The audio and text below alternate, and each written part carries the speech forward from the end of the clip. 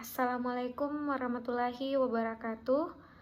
Perkenalkan, nama saya Wulandari, Stambuk 130-2020-0299, kelas C3, mata kuliah Arsitektur Perangkat Lunak.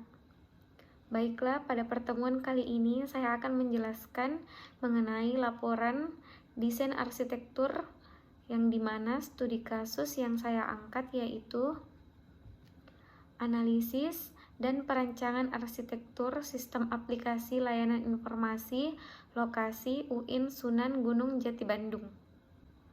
Untuk mempersingkat waktu, saya akan menjelaskan mengenai metode yang digunakan pada tahap desain arsitektur yang saya angkat mengenai judul tersebut, di mana metode attribute driven design memiliki 3 tahapan, yaitu yang pertama, pilih elemen sistem yang akan dirancang.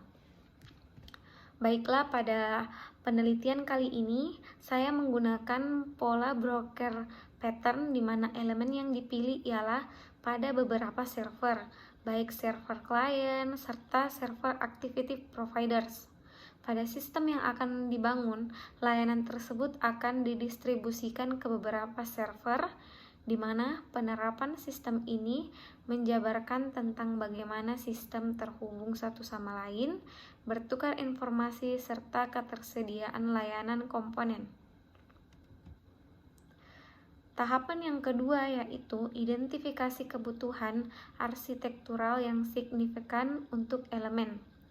Pada elemen yang dipilih, identifikasi kebutuhan yang didapatkan yaitu bagaimana menyusun perangkat lunak terdistribusi sehingga user layanan tidak perlu mengetahui sifat dan lokasi penyedia layanan.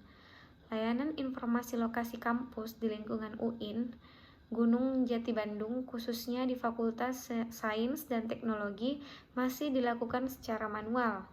Pengunjung maupun tamu umumnya bertanya langsung, masih dilakukan kepada petugas keamanan Satpam kampus atau pada sivitas akademika yang kebetulan ada di tempat. Jika keadaan di mana petugas maupun sivitas akademika yang tidak berada di tempat, maka tamu umumnya bertanya kepada seseorang yang dia jumpai. Itu pun jika seseorang tersebut mengetahuinya. Untuk lokasi yang tidak begitu luas, mungkin tidak menjadi suatu masalah, tetapi berbeda jika lingkungan kampus cukup luas. Hal ini akan membutuhkan waktu yang cukup banyak untuk memperoleh informasi lokasi yang diinginkan. Yang ketiga yaitu di mana buat solusi desain untuk elemen yang dipilih.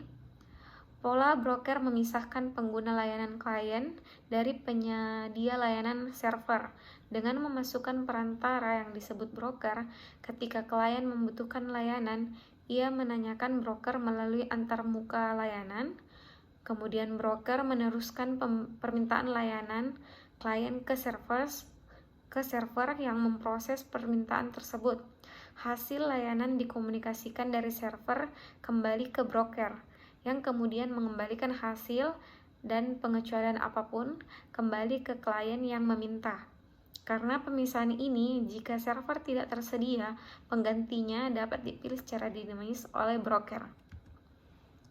Yang keempat yaitu tahap verifikasi dan perbaikan kebutuhan, di mana perbaikan atau solusi hasil analisis sistem yang sedang berjalan adalah menggunakan aplikasi mobile yang dapat berkomunikasi dengan perangkat keras Bluetooth eksternal yang dipasang di setiap lantai gedung Fakultas Sains dan Teknologi, sehingga user tidak kesusahan dalam menerima layanan informasi dari server serta terdistribusi baik.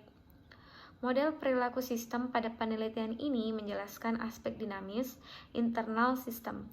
Aktor pertama kali mengaktifkan aktivasi perangkat Bluetooth internal smartphone melalui aplikasi perangkat Bluetooth internal yang sudah aktif, kemudian melakukan komunikasi dengan perangkat BLI eksternal yang aktif. Setelah terhubung perangkat Bluetooth internal, kemudian mengirimkan permintaan notifikasi ke objek beacon melalui Bluetooth internal ditunjukkan dengan operasi permintaan notif. Objek BLE eksternal kemudian mengirim notifikasi ke pengguna melalui Bluetooth internal, ditunjukkan dengan pernyataan kirim notif. ID notifikasi yang muncul di pengguna aplikasi, kemudian aplikasi dijadikan kunci untuk melakukan permintaan data, query ke basis data. Basis data kemudian mengirim data berupa informasi lokasi hasil permintaan ke aplikasi untuk ditampilkan ke pengguna.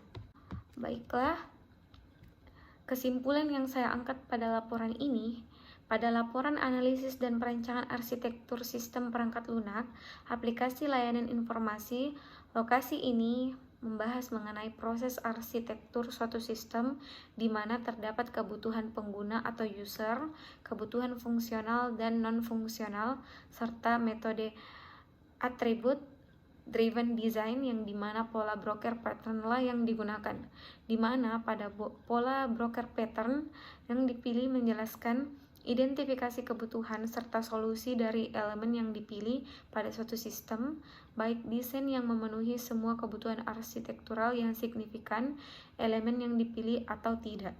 Jika tidak, dialokasikan ke elemen yang akan dielaborasi di masa mendatang, atau desain yang tidak ada memadai harus mundur sehingga arsitektur lebih dielaborasi secara memadai agar pelaksana dapat menggunakannya dengan baik.